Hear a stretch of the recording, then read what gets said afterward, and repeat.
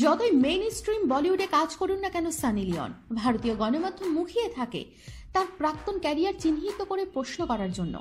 এক্ষেত্রে বরাবর ঠান্ডা আচরণ করলেও এবারে মেজাজ হারিয়েছেন এই বলিউড তারকা। সংবাদ মাধ্যমের খবরে জানা গেল, অযাচিত প্রশ্ন করায় বেমাক্কা চর কষিয়েছেন তিনি এক সাংবাদিককে। হোলি নিয়ে উত্তাল ভারত, চলছিল জবরদস্ত আয়োজন পুরো দেশ জুড়ে। সুরাটের একটি বিশেষায়িত ইভেন্টে এসেছিলেন সানি লিওন। ইভেন্টের প্রচারও ছিল তার নামে, play Holi with Sunny Leone. সেখানে এসেছিলেন সানি এক বিশেষ শর্তে, গণমাধ্যমের আশা চলবে না অনুষ্ঠানের মাঝে। পেশাদারিত্ব বজায় রেখে সানি সেখানে এসেছিলেন সব শেষে, যদিও পরিস্থিতি বিশেষ আয়ত্তে ছিল না। প্রায় মিনিট 15 বলিউডের বেশ কয়েকটি জনপ্রিয় গানের তালে নেচেছিলেন সেখানে। সঙ্গে ছিলেন তার স্বামী ড্যানিয়েল ওয়েবার। তবে ঠিকই একজন সাংবাদিক প্রশ্ন করার জন্য পেয়ে যান সানিকে।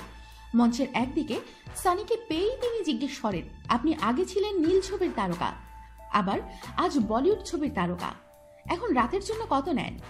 এই প্রশ্ন শুনে সানি ক্ষিপ্ত হয়ে ওঠেন এবং সেই সাংবাদিককে আবারও প্রশ্নটি করতে বলেন। এবারে সাংবাদিকটি বলেন, আপনি এখন রাতের অনুষ্ঠানের জন্য কেমন পারিশ্রমিক নেন?